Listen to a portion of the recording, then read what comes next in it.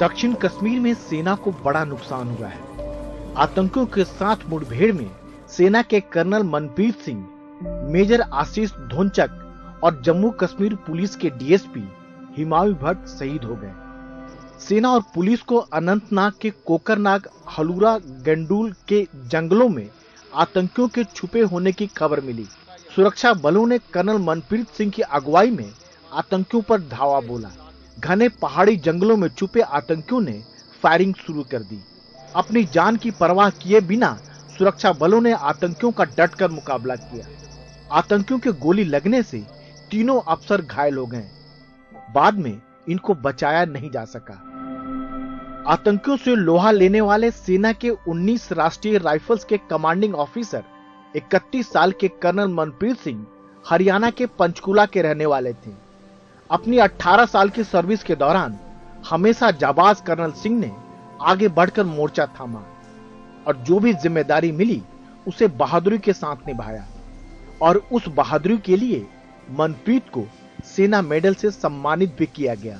Colonel Manpreet अपने पीछे पत्नी जगमीत ग्रेवाल और एक बेटा व एक बेटी को छोड़ गए। सेना के इसी पलटन ने बुरहान वानी समेत सैकड़ों आतंकियों को मार गिराया था। मनप्रीत के पिता भी फौज में थे और बचपन से ही मनप्रीत भी फौजी वर्दी पहनने का सपना देखने लगे। मेरा बेटा शहीद हो गया, मेरा कर्नल शहीद हो गया, मेरा मनप्रीत कर्नल शहीद हो गया, मेरे दिल दा टुकड़ा शहीद हो गया। संडे नू मेरी गल हुई थी 3 वजे दोपहरे नू मेरी गल हुई थी। कहता मैं सुत्ता पिया उठिया तुसी भी आराम कर लो मम्मी। 34 साल के मेजर आशीष धोनचक भी हरियाणा के ही पानीपत के रहने वाले थे। 10 साल सेना में सर्विस कर चुके आशीष को भी बहादुरी के लिए सेना मेडल मिल चुका है। आशीष 3 बहनों के इकलौते भाई थे। अगले महीने 13 अक्टूबर को उन्हें छुट्टियों में अपने घर लौटना था,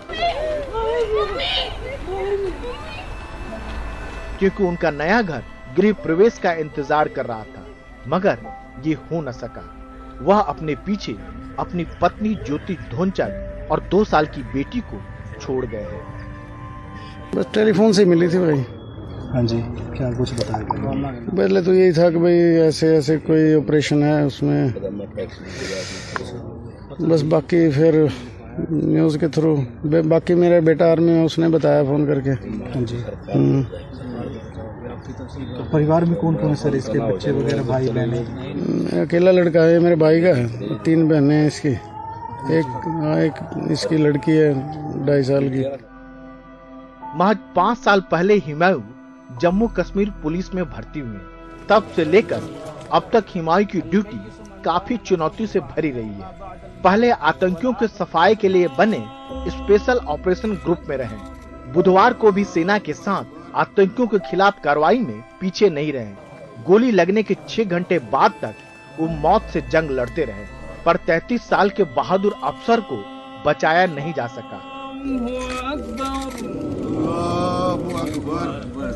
हिमायू मुजम्मिल भट्ट दूसरी पीढ़ी के पुलिस अधिकारी थे।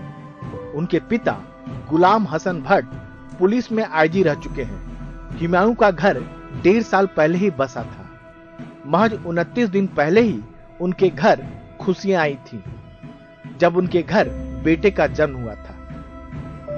हम लोग अपने घर पर चैन की नींद सो पाते हैं तो ऐसे ही जाबाज सुरक्षा कर्मियों के बदौलत जो अपनी जान की परवाह किए बिना दुश्मनों से भिड़ जाते हैं, और जब हमारी हिफाजत की राह में अपनी जान की भीड़ चढ़ा देते हैं तो इनके घर वाले की तरह हमारे और आपके दिल भी दुख से भर जाते हैं। श्रद्धांजलि ऐसे बहादुरों को। नई दिल्ली में कैमरामैन सचिन गुप्ता के साथ राजू रंजन, एनडीटीवी इंडिया।